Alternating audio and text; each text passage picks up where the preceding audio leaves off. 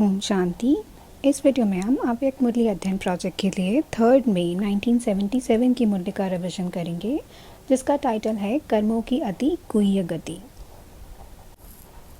बाबा ने कहा, वर्तमान समय वह ब्राह्मणों की लीला विचित्र और हर्षाने वाली देख रहे हैं।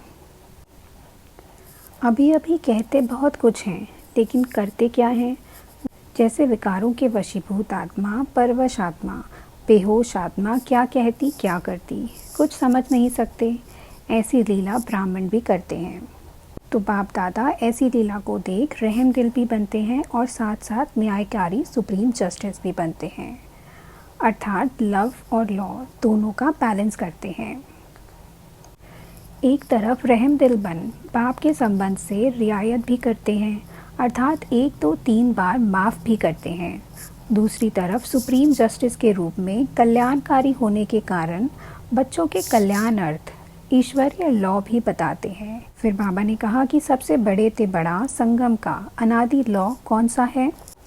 ड्रामा प्लान अनुसार 1 का लाख गुना प्राप्ति और पश्चाताप व भोगना, यह ऑटोमेटिक लॉ अर्थात नियम चलता ही रहता है। ऑटोमेटिक ईश्वरीय मशीनरी है, जिस मशीनरी को कोई बच्चे जान नहीं सकते, लेकिन गाया हुआ है कर्मों की गति अति गुह्य है। बाबा ने कहा कि ब्राह्मण बन गए, लेकिन माया की चैलेंज को सफलतापूर्वक सामना नहीं कर पाए।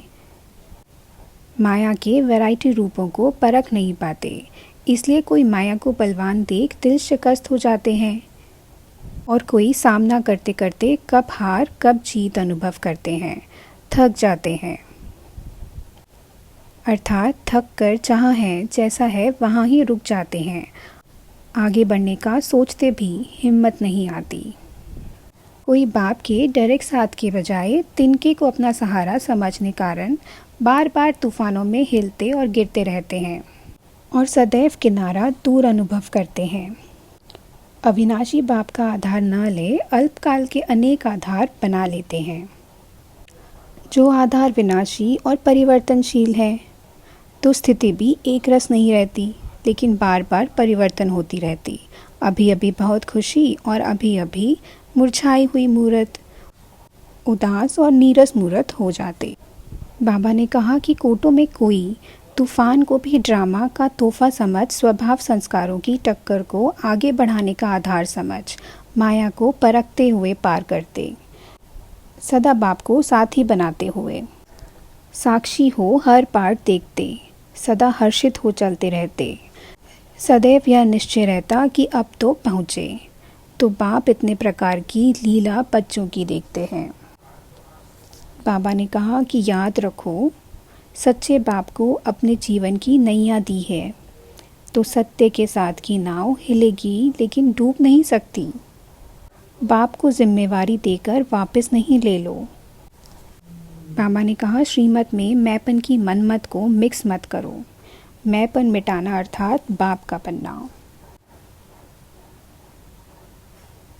घबराओ नहीं, लेकिन गहराई में जाओ, क्योंकि वर्तमान अंतिम समय समीप के कारण एक तरफ अनेक प्रकार के रहे हुए हिसाब किताब, स्वभाव संस्कार व दूसरे के संबंध संपर्क द्वारा बाहर निकलेंगे, अर्थात अंतिम विदाई लेंगे।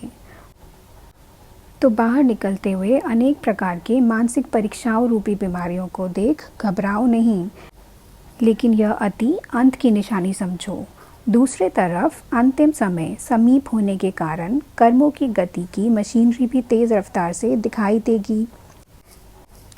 धर्मराजपुरी के पहले यहाँ ही कर्म और उसकी सज़ा का बहुत साक्षात्कार अभी भी होंगे, आगे चलकर भी। बाबा ने कहा कि सत्य बाप के सच्चे बच्चे बन, सत्य स्थान के निवासी बन।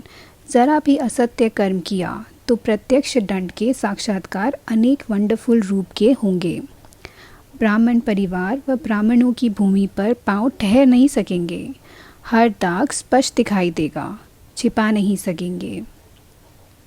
स्वयं अपनी गलती के कारण मन उलझता हुआ टिका नहीं सकेंगे। अपने आप को अपने आप सज़ा के भागी बनाएंगे। इसलिए यह सब होना ही है। इसके नॉलेजफुल बन, घबराओ मत, क्योंकि मास्टर सर्वशक्तिवान घबराते नहीं हैं। फिर बाबा ने दादी जी और पार्टियों से मुलाकात की है।